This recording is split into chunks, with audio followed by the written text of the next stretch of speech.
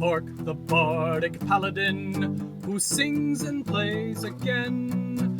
He tells the tales of glory and weaves a magic story. He'll join you at your table and ask you to share a fable. Heroes of humble origin, villains who must be fought again. No matter their skill or prowess, the people in life are countless. So we pray you heed our request. Enjoy this tale of sidekicks and side quests.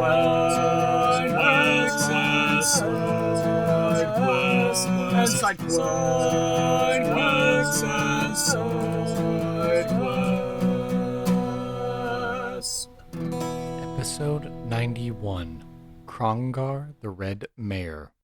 Welcome to Sidekicks and Side Quests, the Dungeons & Dragons podcast that helps to put humans back into humanity and breathe life into your campaign NPCs with backstory and bravado. That's right, we're building a world, one character at a time. I am your host, Kurt Krenwelge, the Bardic Paladin, and I'll be joining Lauren Walsh's table in the Levitating Platter. Hello everyone, and welcome to another exciting episode of Sidekicks and Side Quests, the best unofficial Dungeons & Dragons podcast, in my humbly biased opinion. Howdy y'all, this episode is sponsored by Plus One EXP. Tony Vicinda is the mastermind behind this mastercraft of beard balms, game design, and community building. He's got beard balms named after all the basic stats from D&D, so get a can, apply it to your face, and smell the sweet aroma and the sweet victory that comes along with increased strength, dexterity, charisma, and more. Beards and Beyond is the indie RPG that helped to launch this entire brand, but Tony's collaborated and developed several other projects, including Repugnant, iToaster, Down We Go, Through the Void, Vamp Nugula, and Brandstanding. If you support Plus One EXP either by buying something on their website or going to the itch page, tonyplusone.itch.io, it all helps funnel into the Plus One Forward program, which seeks to support additional indie tabletop content creators to continue making awesome stuff. So I'd highly encourage you to follow Tony and Plus One EXP on all of the socials, Twitter, Facebook, YouTube, and Twitch, in order to keep up with all the various projects that are being worked on, as well as upcoming interviews, one-shots, and actual plays of some of these awesome games. And if you don't mind, when you go to the website, plus1exp.com, and you see that affiliate code box, go ahead and type in Randolph when you're buying a beard balm or a beard RPG in order to get some savings on your purchase at no extra cost to you. Again, that code is Randolph at checkout on the website, plus1exp.com. So without further ado, I turn the microphone over and I ask my guest, hello, mystery contestant, would you care to introduce yourself? Tell us who it is that you are and what is it that you do? I am Lauren Walsh, and I am an artist, and yeah. You're not just some artist. Don't sell yourself shows short. I always have a hard time with that. I'm like, I'm not drawing. Okay. I've done work with Critical Role. I've done projects for Wizards of the Coast. And I'm also Wooble's dad. So Yeah. I also have my little guy, just trying his best. But yeah. Yeah, no. So I think that's probably the first opportunity that I had was, being a fellow critter and just being like, oh, wow, this art, is evocative and it captures the essence and the spirit of the characters. And of course, you mentioned this character that you created, Wobble, who is a cutesy sort of gelatinous cube creation. That, of course, has skyrocketed into popularity on Twitter as well. Probably Tumblr as well, and maybe other places. Yeah, I would say mostly, well, he was truly born on Twitter. Like, I've had multiple people who come up to me at conventions and they're like, by the way, I was there for his birth. And I'm like, oh, wow. Like, that's not weird of you to say at all. But, but yeah, for those who don't know who he is, he's kind of like a place where I put all of my, like, the work that I do a lot of the times I'm like super serious about like, oh, like what kind of what materials would they have with them, yada yada yada, and like all that kind of stuff, for like how would they make their armor. And with Wooble, I'm just like, is it cute? Yes. Okay, I just make it. And then so He's just a little guy, so. Yeah. I think you came onto the scene at least with the official Critical Role kind of art Mm, with the second season, right? I think yes. your Twitter profile picture, I guess, is the your rendition of Jester Lavore. What's that experience been like working so closely with them and getting to, bring a artistic interpretation to these characters, that are so beloved the world over? Yeah, that, with that piece in particular, I was still kind of just like any other like fan artist, really. Not to separate myself by saying that, but like because I'm still just a fan artist in my Mhm. mind. But I think that like with that one, I just wanted to draw them. I had gone through a really rough year and like dove into Critical Role like really hard. Like Mhm. for those who do watch it and know how long the episodes were, I was watching 3 episodes a day. Like it was an intense time. Yeah. And I was just like, I want to draw these characters, and I was going to C2E2 and I drew them.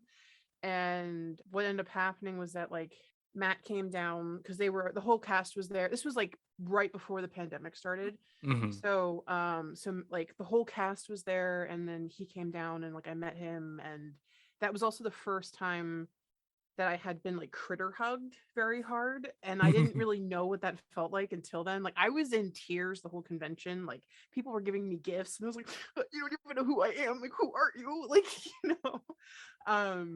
But yeah, so it was just like a very magical time. And then after that, like it was kind of like that convention was like my debut into critterdom essentially Mhm. as a fan artist. And then it was just kind of like, hey, we like what you're doing. And then yeah, so now I kind of like work with them on a lot of different things, and they're pretty good. So Yeah, and certainly as well, featured in the Tal'Dorei Reborn hmm, book as well. So that's like a hefty book because I remember getting the yeah. original one, which is like Green Ronin. So it's like it's like a good Hmm. sized book. And then Tal'Dorei Reborn is like, You okay, could here's your give college textbook that you will need for this yeah, I semester. was gonna say you could give someone a concussion with that book. Like you like you could like take it home and bait her out with that book. It's so heavy.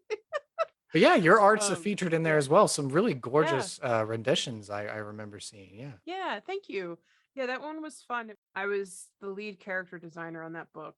They gave me the ideas for all the different subclasses in the book. And they were like, by the way, we're going to use these throughout the book as like characters. So we want to do character designs. And then, so then it became a lot of like concept art stuff with them and then doing the final illustrations. And then like other artists were then using my designs to like go and make other art in the book as well. So it was really, really cool. And it was a kind of like, I honestly didn't, I know this sounds so odd, but like I didn't realize how big of a deal the project was going to be.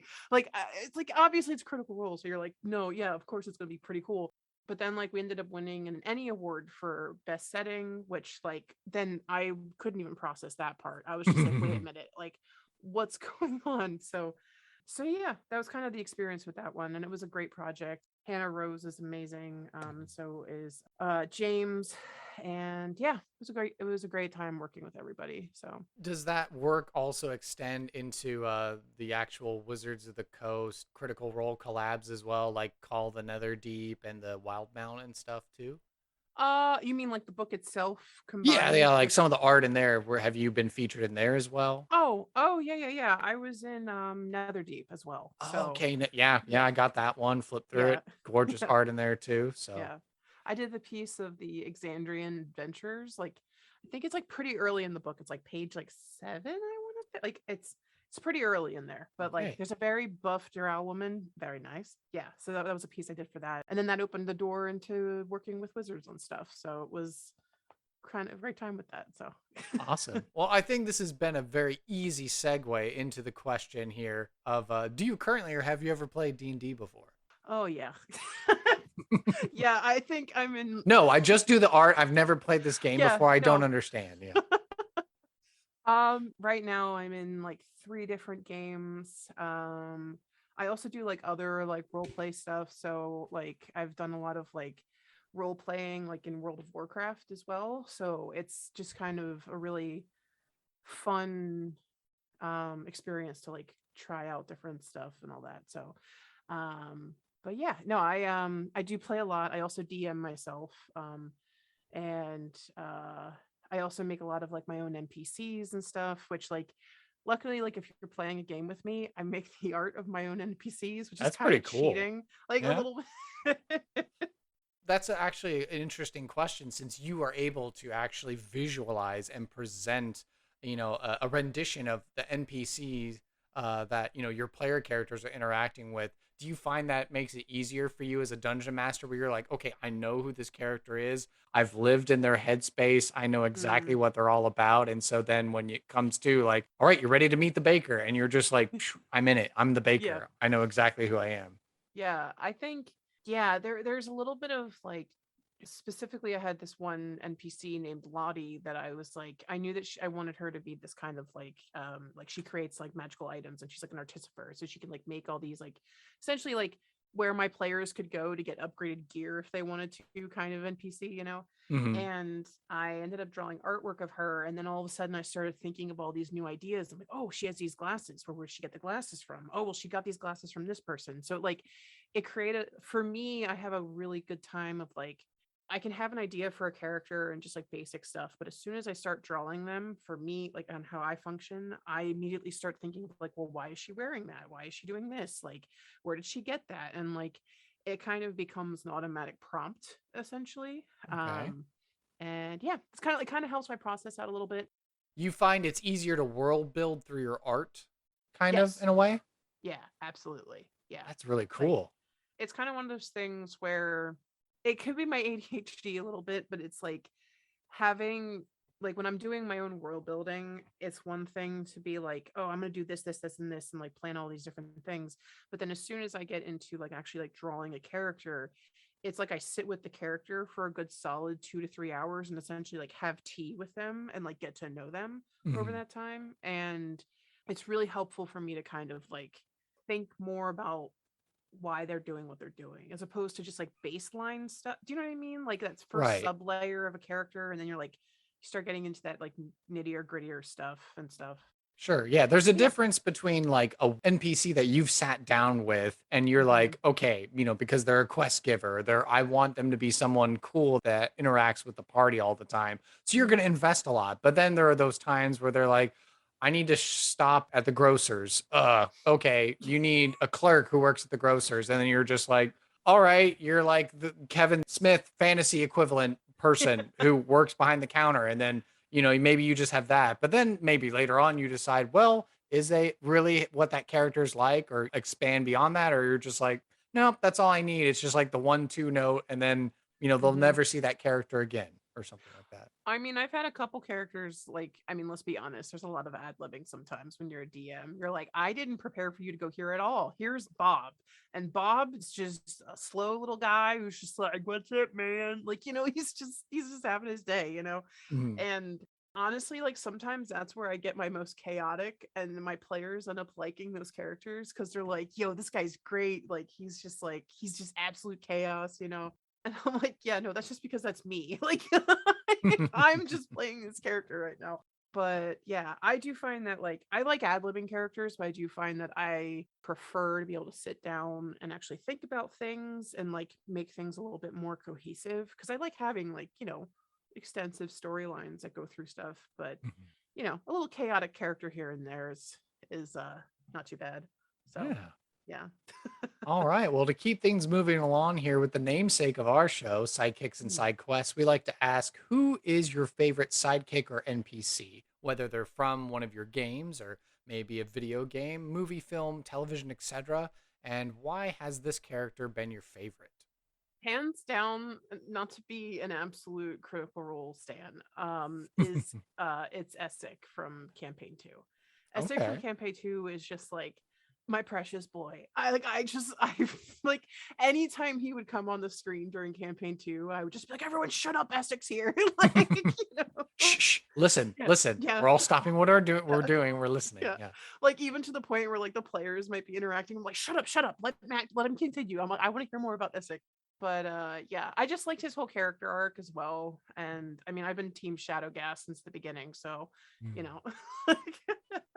But yeah, no, I that's probably one of my favorites as far as like truly just like when that character comes on screen and you're like everything else melts away, like for Mhm. sure it's kind of always been Messick on that one.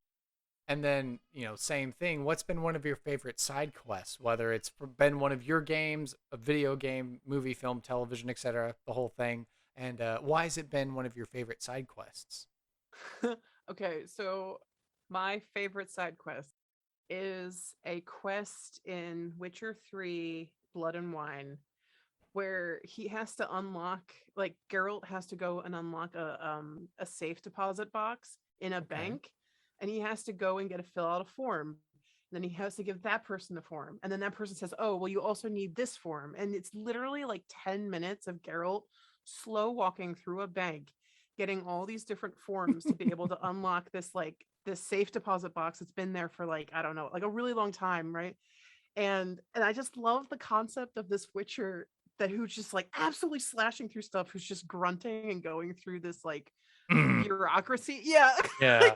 Just like this bureaucracy of like getting all these different specific forms that you need. And I just remembered like playing that the first time and like dying laughing for like a solid 30 minutes of thinking of this character doing it. So Yeah, here's a character yeah. that's capable of wielding, Yeah. eldritch powers, Like and you're reduced to, just suffering through bureaucracy, like you were he saying. could literally look at this person and literally cast Igni and just blast them away. And like I just like I don't know. I love that quest so much. Like I like how it plays with putting these fantasy characters in these like everyday moments, you know what I mean? So Mhm. but yeah, that's probably one of my favorite side quests. And then we like to round out the personal interview section here with the question of what are you passionate about and why? mm, God, that's such a loaded question.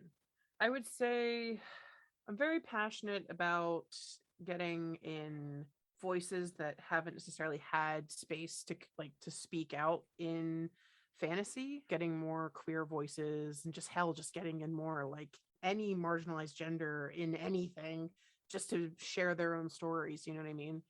I think that like that's a big thing for me within my career passions, right?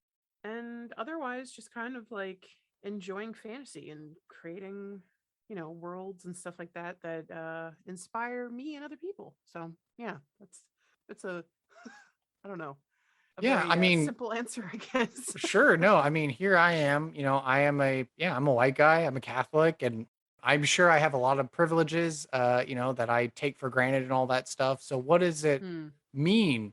Because, I can empathize and be like, wow, I want to support people to, be able to tell stories and, I want to be a good Christian man and, empathize with other people and lift others Hmm. up and stuff like that. So what does it mean to you when you get to see those opportunities for suddenly someone who didn't have a voice or wasn't able to share their life story or their perspective suddenly is given the spotlight and now they're included in the moment and stuff. Yeah. What does that feel like?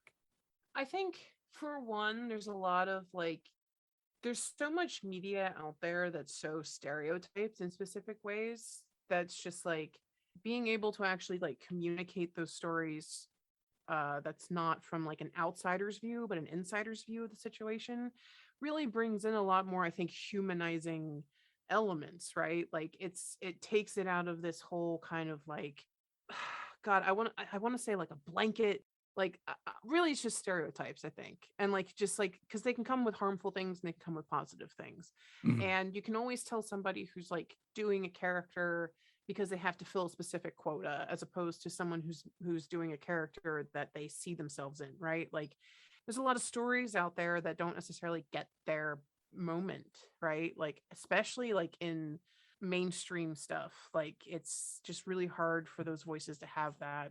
And I think for me, like when I see those kinds of things, I can immediately clock which ones are like from people that like have shared experiences with myself, and you're like, oh yeah, no, this is good. I know that this is like this is accurate to like the everyday experience of somebody in those groups. Like I've had multiple discussions with like friends about like how many times you've had like a strong female character in any movie that Mhm. suddenly has this like traumatic moment and then they go crazy, and you're like, can we not, like, can we just stop with this? Like could we just make it so that like they're just a regular person, like we don't have to like not Mary Sue, that's not the correct term, but like pigeonhole someone into a specific mold or something. Yeah, I mean, like, how many times have you like specifically, like, I know Marvel has its own thing, but like I'm specifically thinking of like Scarlet Witch and like a lot of her stuff, and like we were talking about the new Doctor Strange movie, and Hmm. how like she had this whole character arc of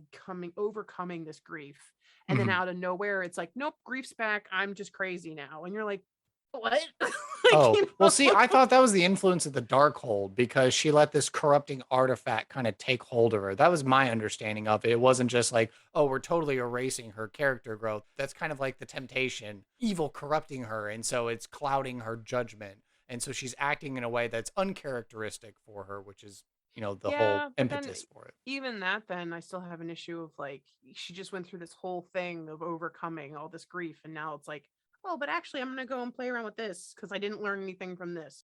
It's like, and even in that specific case, Hmm. it's like, well, then show us that. Like we had an entire like 6 episodes or whatever it was of this Hmm. whole arc of watching that, and then all of a sudden it's like fade to black, character comes on screen. Guess what? I've been corrupted, and you're like, what? Whoa, what? Like, Yeah. wait, what I just could see happened? that point. Yeah, that would be a good, yeah, yeah. If we had Yeah, seen that corruption and, had that story. Yeah. Okay. So I yeah, can understand a that. little So, bit, you know. yeah. But and that kind of happens in a lot of like Blizzard products too. But how many, like, if for people that play the game or anything like that, but like, you know, uh I don't know, Blizzard's had a lot of rough stuff with that. So but yeah, that would be my one thing.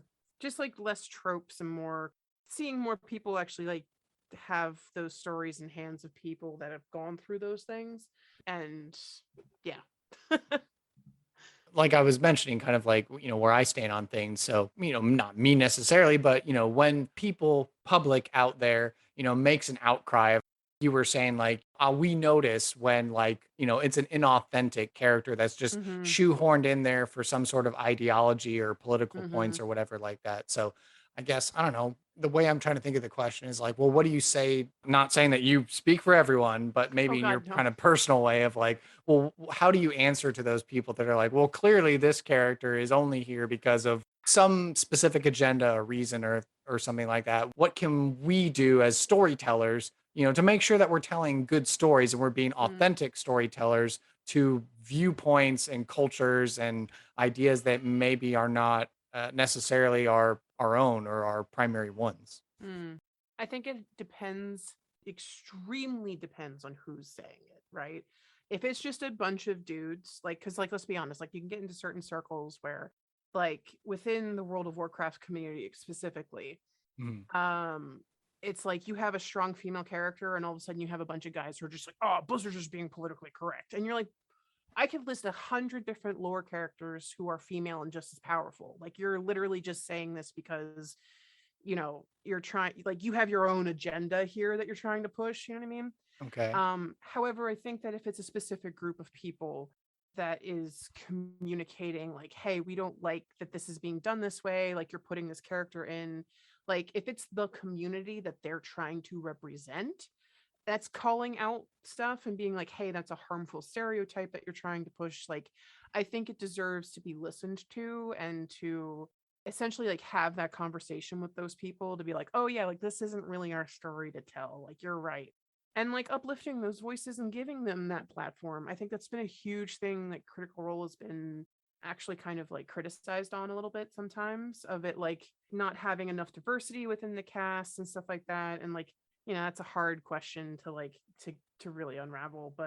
Sure. But More like I than the think, two of us that are, yeah, oh on this god, yeah, podcast. I Yeah. don't, I don't have 4 hours to discuss it. Like, but I think like listening to those people and actually bringing like listening to the feedback that's being presented, again, it depends very heavily on who is actually giving that feedback, because like you're gonna have plenty of very vocal people on the internet just to be vocal, right? Like, Mhm. especially everything that's been happening with like the Lord of the Rings show that's been going on, like people just being downright racist about stuff. And you're like, yeah, like your opinion doesn't matter here, sir, with white glasses as a profile picture. Like your opinion doesn't matter here. I'm sorry. Like, Mhm. but yeah, like I said, it definitely depends on who's giving the feedback.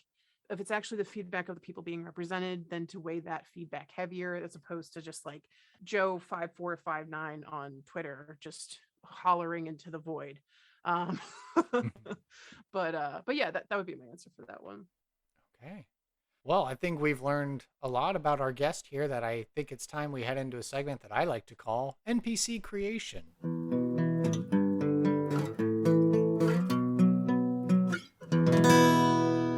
NPC creation is brought to you by you, the podcast audience, and especially our patrons from Patreon. Now is the time to give a shout out to our comfortable patrons and above with a loud hurrah. So to you, Katie Downey, and my mom and dad, we say cheers. Again, this is for patrons who donate $2 or more a month. Katie and my parents are among my highest tier wealthy level patrons, which means they get to introduce an element of chance to our random tables and NPC creation, which we might get to use here today. So if you want to learn more and join the cheapest podcast Patreon community out there this side of the table, then go to my show notes below, go to the podcast website, or just go on to patreon.com/sidekicks and side quests, all typed out, to find more information about our 3 tiers, $1 to $4 a month.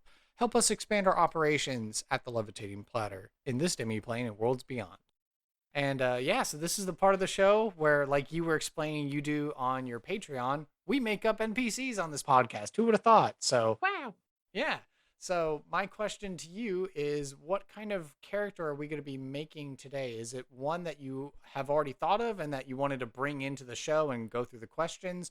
Or did you want to roll some dice and randomly generate a character today? I'm actually down to roll some dice. Okay, awesome. All right, rolling dice. All right, so as I pull up my list of questions here and get my tables ready, and if you've got all your dice at the ready, whether they are virtual or otherwise, the very first question that we like to ask in NPC creation is, what is the name of our character? And we determine that by rolling a d20. Okay. Let's see. Oh, it's a natural 1. Uh-oh. Natural 1. Okay. Well, your answer was submitted by Alex Schulte, Krongar. Krongar. Oh, Krongar is the Okay. spelling on that. And then the next question we have to ask ourselves is, what is the ancestry of our character? To generate this, we will roll 2d10s for a d100 effect. Oh, okay. Get my D100s out. 71. 71 as I scroll down the list. Okay, you have a choice here of blue, death, gray, green, or red Slaad. So Krongar is a Slaad. What kind of Slaad would you like? The extra-dimensional demon toad beasts, I believe they are maybe referred to in the popular lexicon. I'd say, would you say green or red, right? Yes, there's blue death, which is like a black or grayish one. No, there is a gray, separate gray, green and red. So there's like 1, 2, 3, 4, 5 different colors. Let's do red. Red. Okay, a red Yeah. Slaad named Krongar. Okay. And then the next thing we roll for is the job or role in society for this Slaad. We will roll just a regular d10 for that. A regular D10. Okay. Let's see. 5. 5. Okay. Your answer was submitted by Anson Jablinski and Elvia Garcia, town mayor. So Krongar is a town mayor somewhere. Yeah. Okay. And then the next thing we roll for before we get to take a break from some dice rolling is we need to determine the age range of this character, which can be done by rolling a d8. D8. There we go. That's a 3. Young adult. So Krongar, the young adult's red Slaad, that's a town mayor. So with all these bits of information in mind, describe the physical appearance of Krongar. Let's see. Krongar. He's just, I'd like to think that he's probably like on some like tiny little planet. I imagine him to be kind of smaller than most of them, but he's got like a little staff. He's pretty witty, right? And let's see. He probably has like little like tentacles like all around his like jaw, like not little like little like droopy little things, like almost like a beard. Like he's like a Okay. teenager trying to grow his beard out for the first time. And yeah, probably has like a nice like I would say like a nice like color like gradient that goes from like a darker red on the top like and probably fades to like an orange on like the underbelly kind of thing.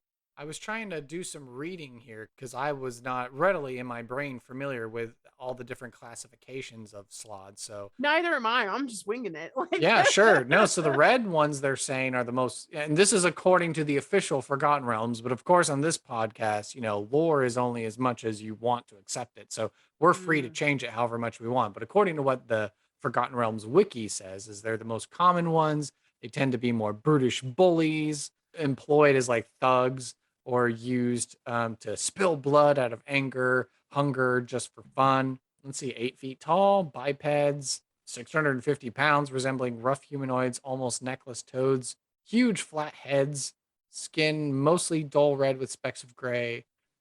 So yeah, it kind of seems like, these are the ones like, according to the lore, are supposed to be the ones that are like lower on the totem pole.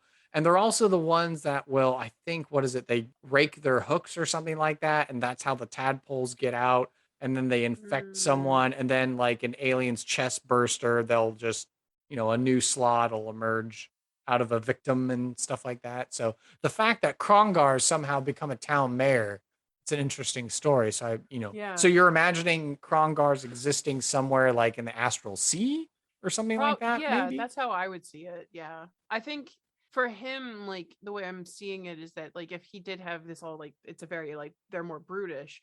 I feel like if he's in a position of power as like a mayor, he had to at least have some political ideation, you know.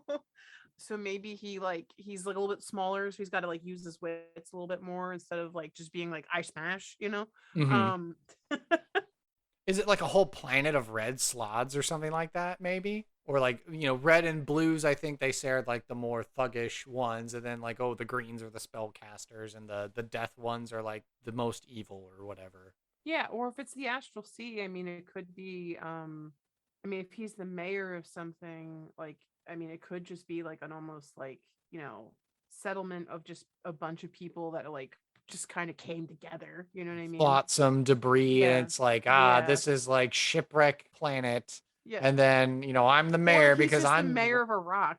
Yeah. oh, or just a singular Like, rock. It's just him. And he's like, I'm the mayor yeah. of this rock. Okay. Yeah. Okay, so kind of either way, whether it's like like a diverse population like we were playing around with, or like, you were suggesting could just be, it's kind of like the little prince on his own little planet or whatever like Mhm. that.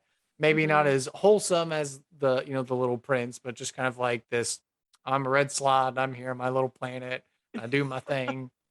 Yeah, I mean, also too, like, you know, what's a mayor if not just somebody giving themselves a title a little bit, you know? So like he could just be like, I'm the mayor, and you're like, of what? And you're like, this rock, and you're like, all right. Like, Starting to become sort of a existential play or something like that, or to those are my favorite types of NPCs. So the ones that present the existential quandaries to the players. absolutely, yeah. If you had to describe Krongar with 3 adjectives, what 3 adjectives would you use? Hmm. Kind of envision him as being like a little bit dense and yeah, like a little bit dense, but like a little bit witty, like I was saying.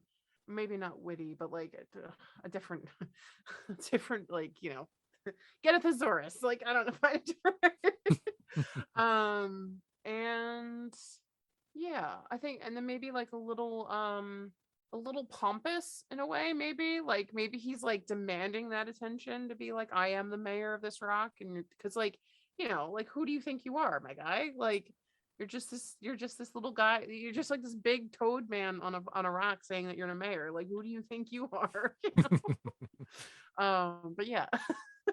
So, what is a valuable item, a piece of lore, a secret, or an ideal or concept that Krongar would ascribe to? We determine this by rolling a d4 for the category and then a d6 for the actual item. All right, I'll get those out. So D4, we got a 3 on the D4. Okay, that's a secret. Secret. Okay. Okay. 6. That's a 6. Okay, well, this is probably in line for this kind of character, but your answer was provided by previous guest Kenneth Vigu. Krongar is secretly a cannibal. So I don't know what that means as far as Slaad culture is concerned, unless maybe that's the reason why he's this mayor of this little rock, because he ate one too many other Slaads and was banished here. And now he believes himself to be Yeah. this mayor, kept away Or from other Slaads. you know what? Because he's kind of the runt, maybe he was trying to eat. Maybe he thought if he ate enough other Slaads, he would get bigger. Right. Oh, There we go. Yeah. okay.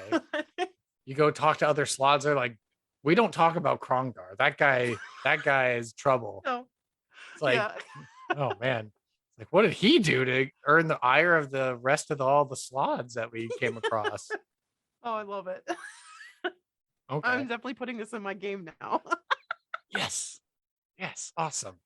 And so now the next question that we have to answer, because we like to make NPCs that offer side quests so that they could be easily deployed in your game. So what's going to be a particular quest that Krongar would be willing to recruit or hire player characters to go and do? If you want to generate this randomly, you get to roll the last dice. Or if you're inspired, you can kind of come up with your own side quest of what you think is appropriate that Krongar would be willing to offer. Ooh. I feel like maybe a side quest of him. I'm torn between two thoughts. One is him trying to like get revenge on the people that kicked him out, or two, having the part. I think it would probably depend on the role play, probably with how they would play with the character. But one, either getting revenge on the people that kicked him out, or two, them trying to persuade them to have him come back. Like he probably is out here being like, I'm the emperor, I'm the mayor of this rock, and it's like inside he's probably like, well, I do kind of miss everyone, so I would like to come back if that's cool. Like, right, I like to come back to the Slaad army so we can continue our invasion of the prime material plane Yeah, to bring it to exactly. chaos and ruin. Yeah, he's like, I kind of missed, I kind of miss Glorklop's stories. They were kind of nice, and I just miss everybody. Yeah. And they're like, no, we can't have you back. You eat everyone. It's like, oh, I promise I won't eat everyone. I'll only eat some of them. It's the past. Stop thinking about the past. Time moves different in the Astral Sea. I haven't had a bite to eat since the last person I took a bite of before I left. Yeah. Okay. So then, depending on, maybe how it's presented, what is going to be the reward for successfully either in a fit of revenge or in a diplomatic olive branch extending way getting Krongar to return to his people? Probably, this is so dark, probably all of the gear the Krongar that he ate. Like, I imagine that he's kind of got everything off to this side. He's like, yeah, you can have this pile of loot, don't ask about where it came from, and yeah, there might be some knife marks on there, but like, don't look too close, you know what I mean? Okay, so he's willing to offer up all of the loot that he's taken from his victims, I suppose, as it were.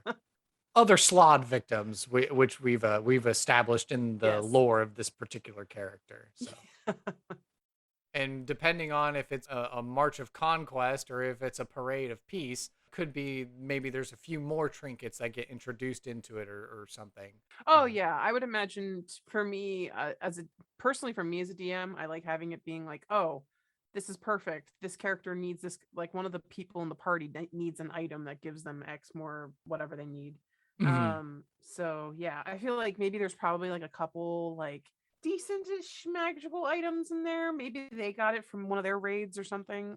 But yeah, that's how I would go about that one. And then the other side of this equation, what's going to be the consequence of failure or refusing the call to the adventure? What's going to be the consequence of that?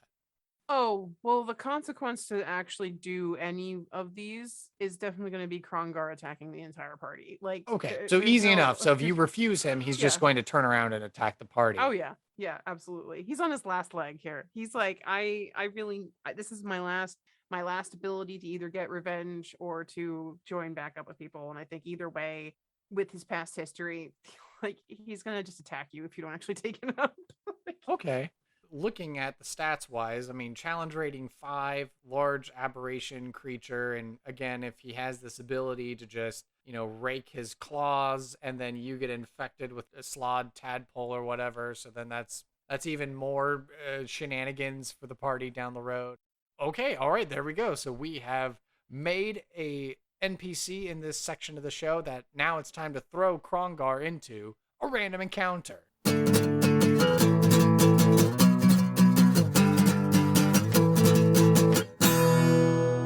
This random encounter is brought to you by Reaper Miniatures. They have been Texas Titans of the tabletop industry since 1994. They're right here in DFW, and they've got an amazing warehouse and game store. They make everything from paints to gaming accessories, and they stream on Twitch and YouTube with tutorials and interviews. Whatever system you're running, whatever game you're playing, Reaper has a miniature for you. Every time you shop with them and spend $40, $50 on your purchase, they're going to give you a cool new mini of the month. And it's always something new, so all the more incentive to check back and shop often. I know I was recently awarded another gift card, so thank you very much, Reaper Miniatures, for the continued vote of confidence and support in my little humble podcast. Of course, you know by now, Reaper Miniatures Bones 6, Tales from the Green Griffin, went live on Kickstarter, and that is all completed now, but get on the backer kit, get involved, and get yourself some really cool minis, as well as we are still supporting UNICEF efforts for Ukraine through Reaper Miniatures by getting this little $9.99 figurine. That's a Kenku Nightingale Bard character. And of that $9.99, you're spending $7.50 is allocated again towards UNICEF relief efforts for Ukraine. So visit my website or go to the show notes below. Use that referral link. And when you use that link to go shop on Reaper, you're actually supporting Sidekicks and Sidequests at the same time. By clicking that link on my website, it helps to track the traffic that our show directs towards Reaper Miniatures. The more traffic, the more that our Texas powers combine. So again, go check the link out on the website in order to use my special referral code, and be sure to follow Reaper Miniatures on Facebook, Twitter, Instagram, Twitch, and YouTube. Dun, dun, dun.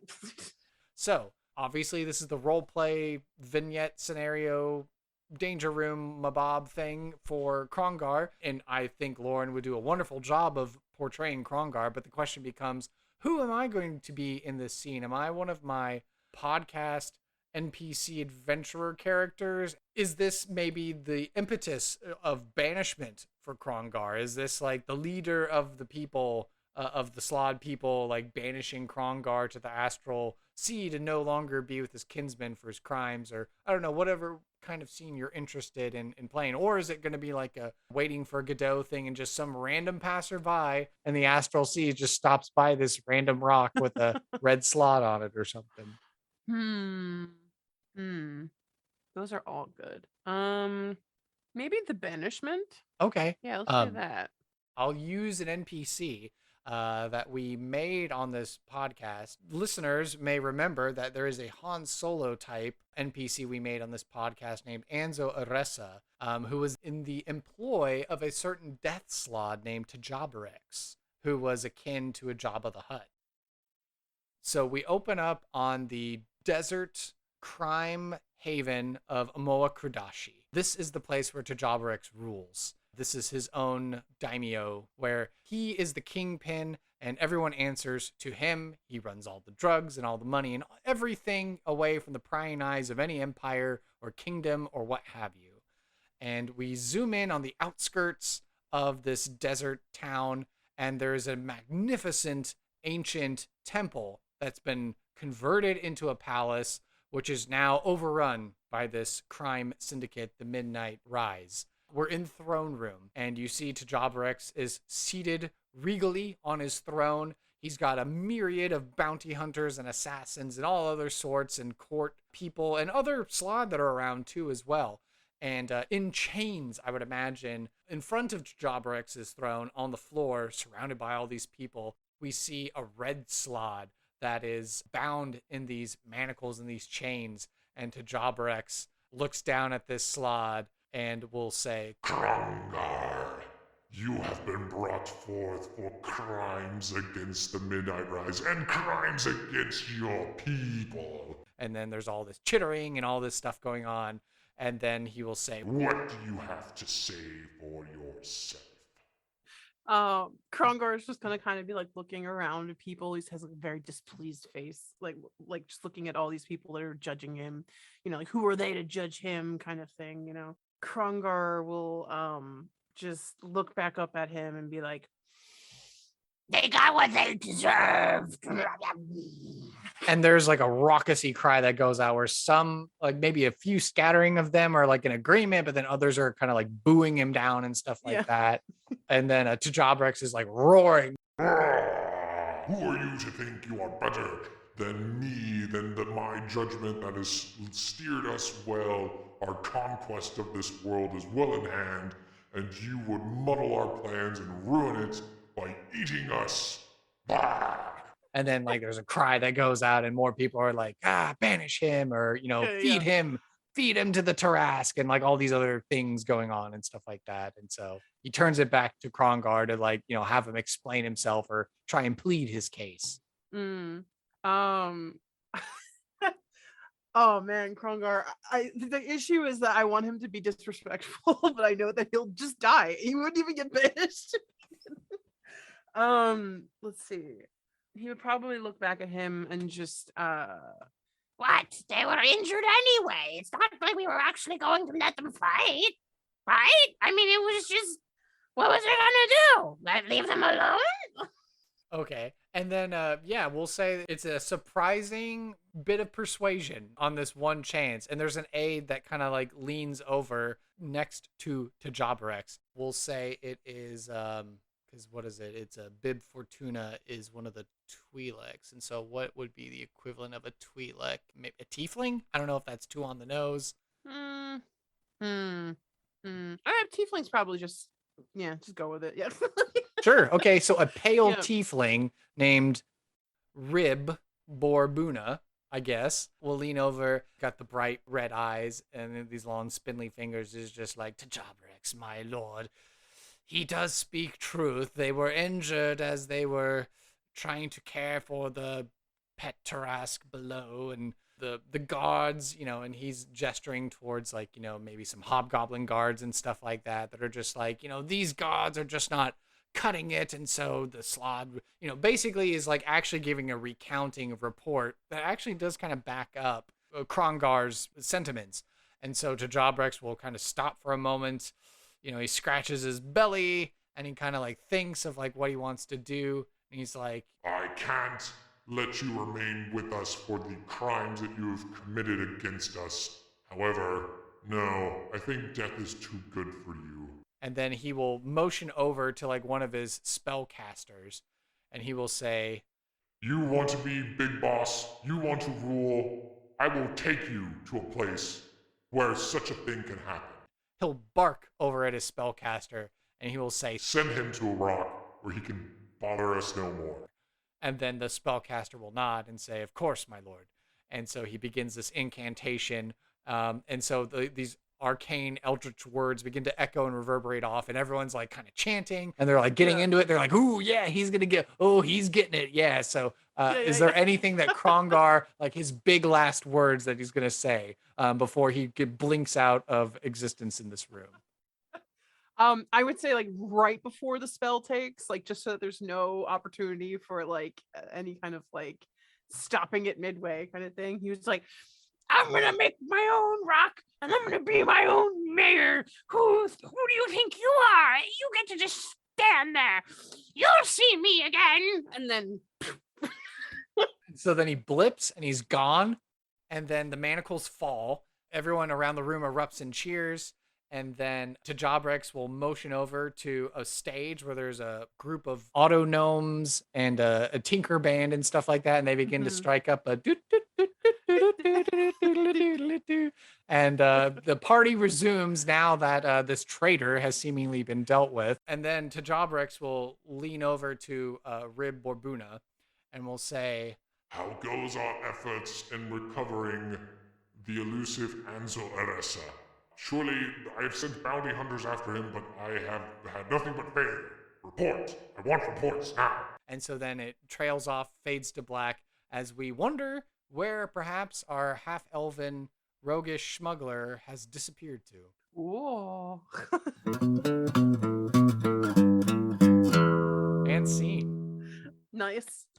right. So we did it. We made it through the random encounter, and that was delightful to get to not only play D&D, but also get to do a bit of our own script crafting as far as rewriting a classic Star Wars scene.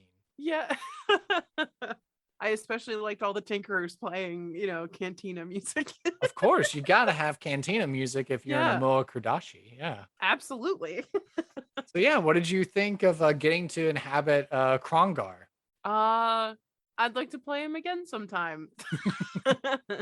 Do you have a campaign that's currently going around in the Astral Sea right now? Are you doing like a Spelljammer thing? No, but I do. I have a couple friends that I do want to run Spelljammer for because I think it'd be fun for them. So maybe Krongar will show up.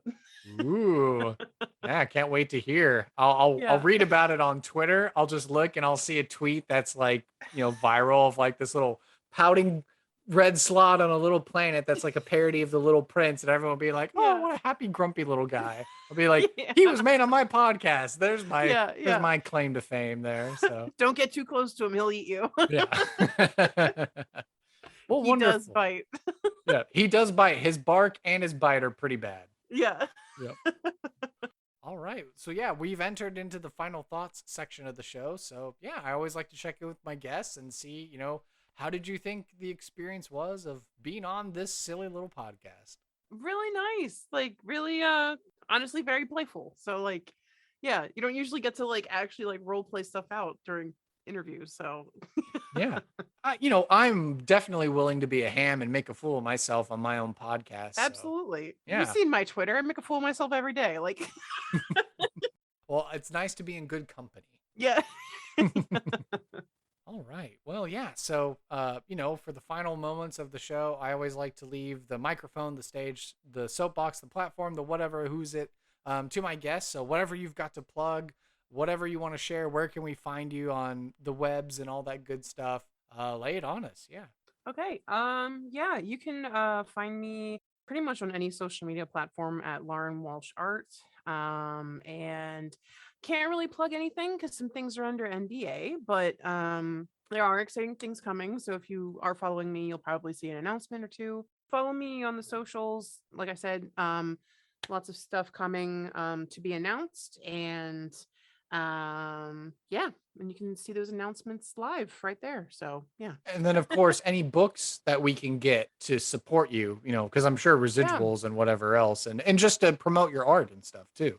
Yeah, for my shop is currently closed, but probably currently closed as of like recording. But it should be available and open during the holidays, and that's on laurenwalshart.com. And then if you ever want to, support my own work, obviously I've done work for Tal'Dorei Reborn, and Call of the Netherdeep, and also puzzles for Critical Role as well. So they have those available on Crit Role Shop. I think that's the it's URL. Christmas time. You're with your family. You need to do a puzzle. Do a puzzle that Lauren Walsh did the art for. I actually had two people that told me that they started dating because of my puzzle. So there you go. There was somebody who wanted to date their DM, so they bought a puzzle and had a date night with my puzzle, and there you go. So puzzles bring you closer together. Who would have thought? That's awesome. Yeah. And then of course support your Patreon too, because that's you do NPCs as well. So if you go and support Lauren's Patreon, then you can get your own cool NPCs. Yeah, exactly. That is essentially that comes with like a token, character art, and also like different role play hooks and like backstories, and if they're like a shopkeep, what kind of items they have like with them, or if they're like an NPC that can fight, like an actual stat block for like fighting with them. So yeah, like it comes with little different little things if you're interested in doing that. And I'm also going to be reaching out to other people to be doing some NPCs and do a little collaborative work as well. So it may feature some of your favorites out there. So, but yeah. Wonderful. Well, Miss Walsh, I thank you so much for your time, your generosity, for being such an amazing person to get to sit down and talk with and make Krongar. And I hope to be able to have you back on and see what other kinds of creations that we can make on this show. Hell yeah.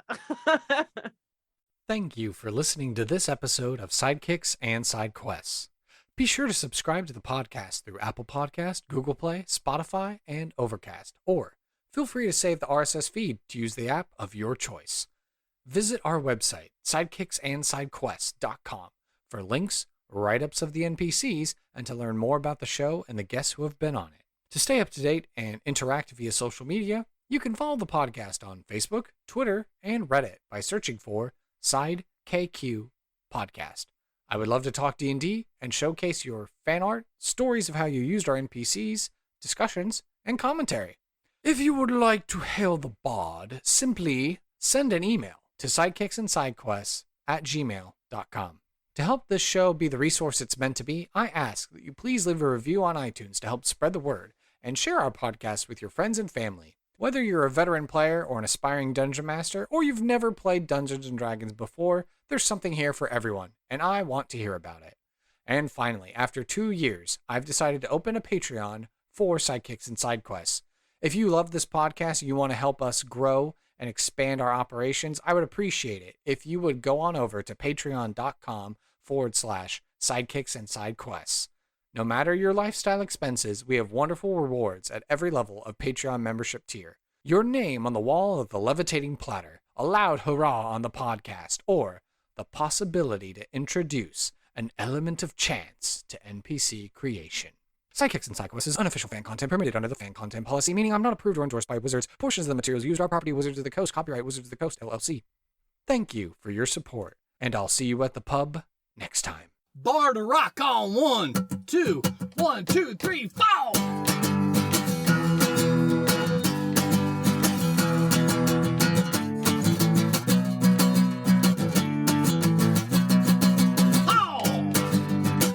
Sidekicks and Sidequests.